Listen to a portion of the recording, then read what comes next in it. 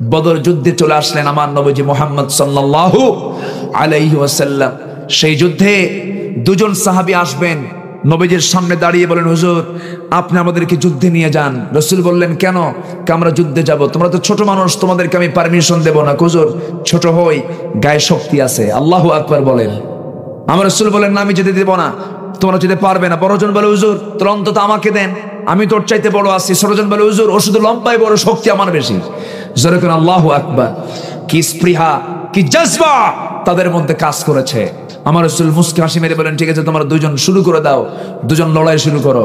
দুজন লড়াই শুরু করেন। আফরার ছেলে দেয়, মদিনার আফরার ছেলে দেয়, দুজন লড়াই শুরু করে দিয়ে বড়জন ছোটজনকে নিচে ফেলে দিল।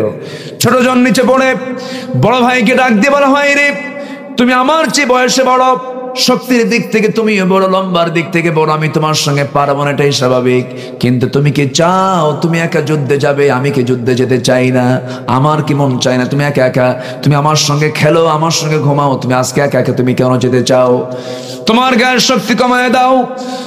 বড় ভাই গায়ের শক্তি কমায় দেওয়ার সঙ্গে সঙ্গে লাফ মেরে ছোট ভাই বড় ভাইয়ের বুকের উপরে বসে বলে, হুজুর ওকে আমি হারায় দিছি। নবীজি মুস্কি মুস্কি হাসি মেরে ছোট্ট দুইটা বাচ্চাকে কোলের মধ্যে নিয়ে আল্লাহর দরবারে দোয়া করে বলছেন, আল্লাহ তাআলা এই ছোট্ট বাচ্চার দুইজনের নেক মাকসুদকে তুমি আল্লাহ দয়া করে মঞ্জুর করে নাও। যুদ্ধের সময় ঝাঁপিয়ে পড়লেন। যুদ্ধ শুরু হয়ে গেল। বদর যুদ্ধে এমন একটা যুদ্ধ, সেই যুদ্ধে কোনো কাফের, ম্যাক্সিমাম সমস্ত কাফের গুলো দুনিয়া থেকে বিদায় হয়ে গেছে। শুধু আবু লাহাব ছিল। কে ছিল? আবু লাহাব যুদ্ধে ভয় আসেই নাই। এছাড়া উতবা, শাইবা, মুগীরা, ওয়ালিদ, সমস্ত কাফের কাট্টা কাট্টা কাফের সব দুনিয়া থেকে বিদায় নিয়েছে বদরের প্রান্তরে। মুসলমানদের সঙ্গে যখন লড়াই শুরু হয়ে গেল, সব যখন দুনিয়া থেকে বিদায় হয়ে গেছে, কাফেরদের ভিতরে 70 জন দুনিয়া থেকে বিদায় হয়ে গেছে, মুসলমানদের বিজয় নিশ্চিত হয়ে গেছে। ওই যুদ্ধের ময়দানে সবচেয়ে বড় ভূমিকা আল্লাহ পাক রেখে দিয়েছেন ছোট্ট দুইটা বাচ্চারা দ্বারা। ওই মাঝ যুদ্ধের ময়দানে গিয়ে বলে এক সাহাবীকে ডাক দিয়ে বলছে, ও চাচা আবু জেহেল কই? সেই সাহাবী শুনে আতঙ্কিত হয়ে গেছে যে এই ছোট্ট দুইটা বাচ্চা আবু জেহেল কি করবে। এমন একজনকে বলেছে, সেই ব্যক্তি অন্য কোনো ব্যক্তি নয়, যে ব্যক্তিকে মক্কার মাটিতে থাপ্পড় মেরেছিল আবু জেহেল। সে সাহাবীর নাম কি আপনাদের মনে আছে? আব্দুল্লাহকে ডেকে বলে, ও চাচা আবু জেহেল কোথায়? আব্দুল্লাহর তো তারও তো মূল টার্গেট, আমি আজকে আব্দুল্লাহকে দুনিয়া থেকে বিদায় করে দেব, এই প্ল্যানে তিনিও আছেন। এবার ছোট্ট দুইটা বাচ্চার কথা শুনে বলে, তোমরা কি করবা? ছোট্ট দুইটা বাচ্চা বলে, শুধু আমাদেরকে চিনায় দেন, আবু জেহেলকে দুনিয়া থেকে আমরা দুজন মিলে দুনিয়া থেকে বিদায় করে দেব। মানুষ ছোট্ট কিন্তু টার্গেট বড়, টার্গেট বড়। আব্দুল্লাহ বললেন, শোনো, তোমরা যে হিট করবে তোমাদের তো সেই শক্তি সামর্থ্য নাই। এবার বলতেছে একটু চিনায় দেন, ওই যে ঘোড়ার পিঠে বসে আছে কাফেরদের লিডার আবু জেহেল। বলতে যেতে দেরি হলো না, বাস পাখির মতো উড়ন্ত হয়ে কৌশল করে ওই দুইজন ছোট্ট বাচ্চা কাফেরদের সকল চোখ আড়াল করে আবু জেহেলের সামনে চলে গেছে। দুই পা বিছায়া দিয়া ঘোড়ার পিঠে বসে আছে আবু জেহেল। দুই পার্শ্ব থেকে ওই দুইজন ছোট্ট দুইটা বাচ্চা এমন জোরে আঘাত আনলো, এক আঘাতে আবু জেহেল ধরাস হয়ে ঘোড়ার পিঠ থেকে পড়ে গেল, রক্তক্ষরণ শুরু হয়ে গেল।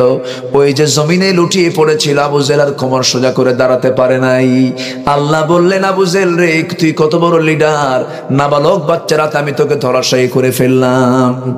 বলে নমরুদ, তুই কত বড় লিডার, মশা দিয়ে তোকে দুনিয়া থেকে বিদায় করে দিলাম। ফেরাউন, তুই কত বড় লিডার, আমি তোকে পানিতে চুবায়া মারলাম। আমার বন্ধুগণ, আজকে যারা ফেরাউনের চরিত্র নিয়ে জুলুম, নির্যাতন, অত্যাচার চালাচ্ছেন, ইতিহাস থেকে শিক্ষা নিলে পরে তাদের জন্য ভালো হতো কিনা বলেন? আমার বন্ধুগণ, এই ইতিহাসগুলো আল্লাহ পাক এই জন্য রেখে দিয়েছেন, যারা নব্য ফেরাউন যারা পৃথিবীতে আছে তারা শিক্ষা নেবে।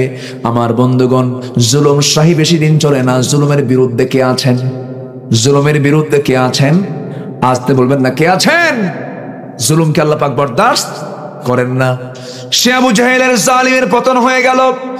যুদ্ধ শেষ, যুদ্ধ আর হচ্ছে না, মুসলমানদের বিজয় হয়ে গেছে, সবার হাসি। কিন্তু আব্দুল্লাহর মন খারাপ, আহারে আমি আবু জেহেলকে মারতে পারলাম না। সঙ্গে সঙ্গে আব্দুল্লাহ হতাশ হলেন না, খুঁজতে খুঁজতে খুঁজতে খুঁজতে আবু জেহেলকে পেয়ে গেলেন এক জায়গায়। সামনে দেখেন আবু জেহেল রক্তাক্ত চেহারা নিয়ে সে শুয়ে আছে, তাকে চেনাই কঠিন, দাড়িগুলো রক্ত দিয়ে ভেজা। সামনে দাঁড়ায় বলেন, তুই কি আবু জেহেল নাকি রে? হ্যাঁ আমি আবু জেহেল। দেখ তা আবু জেহেল, আমার চেনা যায় নাকি? আমাকে চিনতে পারস নাকি?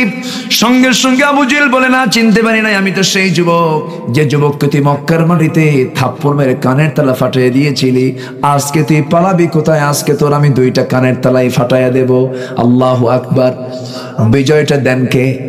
আসতে বলবেন না, বিজয় দেন কে? এমন একটা দিন বাংলার জমিন আসবে, কোন নাস্তিক মুরতাদ বাংলার জমিনে একটা ইঁদুরের গর্ত খুঁজে পাবে না। আসতে কাবেন না, ঠিক কিনা? আসবে দিন, আসবে। জোরে বলি ইনশাআল্লাহ। শুধু 4টা শর্ত পূরণ করবো আমরা সৎকাজের আদেশ, অসৎকাজের বাধা, নামাজ কায়েম, যাকাত ভিত্তিক অর্থনীতি চালুর আন্দোলন, আল্লাহ এবং রাসূলের আনুগত্য করব। বিজয় কে দিবেন? বিজয় আসবে কার কাছ থেকে? আল্লাহর কাছ থেকে। আল্লাহ কবুল করুন, জোরে বলি আমিন। আবু জেহেল বলে, ওই যুবক, আমি তোকে চিনতে পেরেছি, তুই আমাকে মারবি নাকি? হ্যাঁ মেরে ফেলবো, এই যে আমার তরবারি নে, তুই আমাকে মেরে ফেল। সঙ্গে সঙ্গে আব্দুল্লাহ ইবনে মাসউদ বলছেন, তোর তরবারি কাফেরের তরবারি, আমার তরবারি মুজাহিদের তরবারি। আমার তরবারি আজকে তোকে আমি দুনিয়া থেকে বিদায় করব। কানের মধ্যে তরবারি ঢুকা দিলেন, কানের তালা ফাটায় দিলেন, মস্তকটা বিচ্ছিন্ন করলেন। বিচ্ছিন্ন মস্তক করতে মস্তক চুলটা ধরে নবীর সামনে হাজির করে বলছেন, হুজুর এই যে আবু জেহেলের মস্তক হাজির করেছি। আমার নবীজি মস্তকটার দিকে তাকায় তাকায় বলছেন, সাহাবীরা, প্রত্যেক উম্মতের জন্য একটা করে ফেরাউন থাকে, আমার উম্মতের ফেরাউন আবু জেহেল আজকে দুনিয়া থেকে বিদায় হয়ে গেছে। সত্যের বিজয় কে দেন? আসতে বলবেন না, কে দেন? আল্লাহ দিয়ে দেন। এই জন্য আমরা 4টা কাজ করব। সবাইকে রাজি আছেন? সবাই রাজি আছেন? আল্লাহ কবুল করুন, জোরে বলি আমিন।